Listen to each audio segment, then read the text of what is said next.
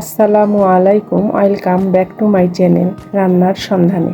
আজকে আমি আপনাদের সঙ্গে শেয়ার করব সজনা আর আলু দিয়ে দারুণ মজার একটা মাছের ঝোল, যেটা ভাতের সাথে খেতে একদম পারফেক্ট। চলুন দেখে নেই। এখানে আমি হাফ কেজি সজনা নিয়েছি। এখন সজনাগুলো ছিলে নিয়ে ছোট ছোট টুকরো করে কেটে নিতে হবে।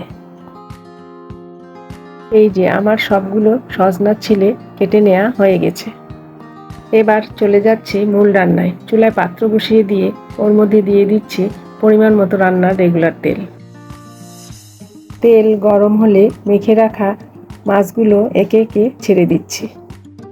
আমি মাছগুলো সামান্য লবণ, হলুদের গুঁড়া ও মরিচের গুঁড়া দিয়ে মেখে রেখেছিলাম।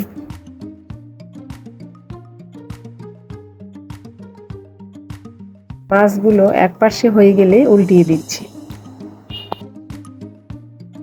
মাছগুলো দুই পাশে উল্টিয়ে পাল্টিয়ে ব্রাউন কালার করে ভেজে নিতে হবে।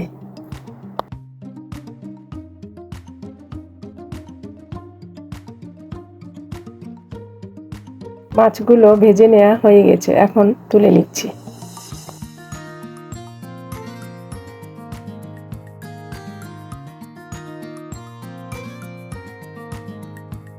এবার ওই তেলের মধ্যে দিচ্ছি কুচি করে রাখা পেঁয়াজ।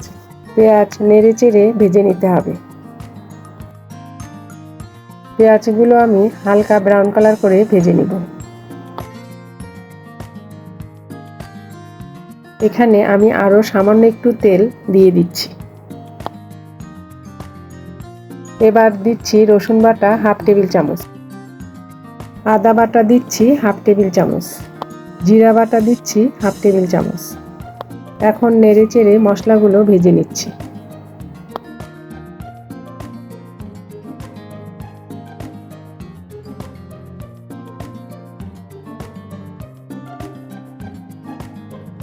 লবণ দিয়ে দিচ্ছি 1 টেবিল চামচ, হলুদের গুঁড়া দিচ্ছি হাফ টেবিল চামচ,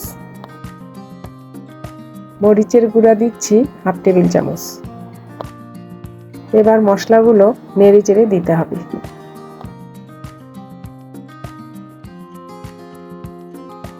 এবার দিয়ে দিচ্ছি কুচি করে রাখা টমেটো। টমেটোটাও নেড়ে চেড়ে কষাতে হবে।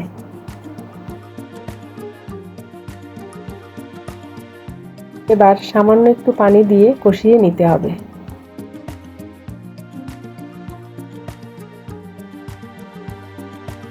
টমেটোর কাঁচা গন্ধ যাওয়া পর্যন্ত কষাতে হবে। এখন দিয়ে দিচ্ছি ধুয়ে রাখা সজনাগুলো। এবার সজনাগুলো নেড়ে চেড়ে মিশিয়ে নিচ্ছি।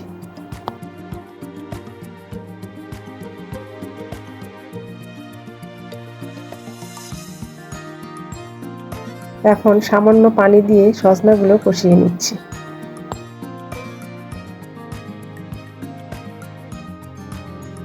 এবার দিয়ে দিচ্ছি ধুয়ে রাখা আলুগুলো। এখন আলু সজনার সঙ্গে ভালোভাবে মিশিয়ে নিচ্ছি।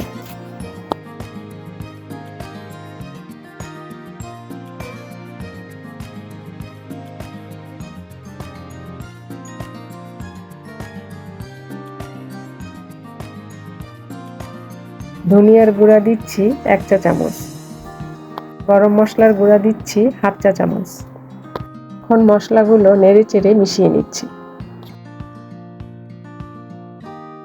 সবজিগুলো বেশ কিছুক্ষণ সময় নিয়ে কষাতে হবে।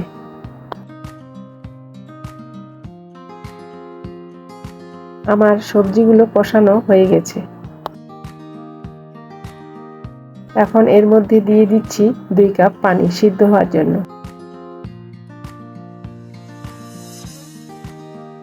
এবার নেড়ে চেড়ে দিয়ে ঢাকনা দিয়ে দেব।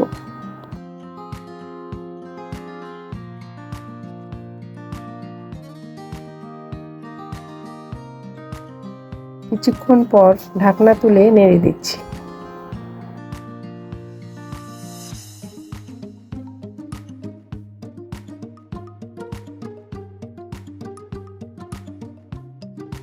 এবার ভেজে রাখা মাছগুলো ছেড়ে দিচ্ছি।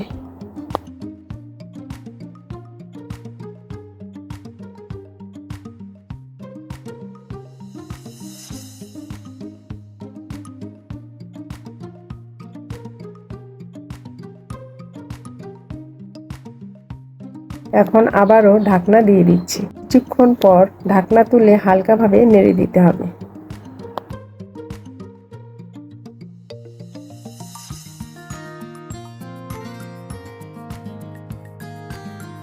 আমার আলু ও সজনা সিদ্ধ হয়ে গেছে।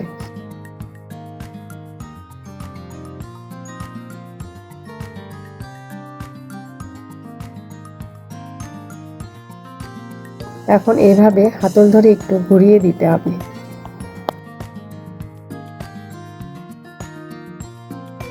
আমার রান্না শেষ। এবার ঢাকনা দিয়ে চুলা অফ করে দিব। এবার ঢাকনা তুলে দেখাচ্ছি কত সুন্দর কালার এসেছে। এখন একটা সার্ভিং ডিশে তুলে নিচ্ছি।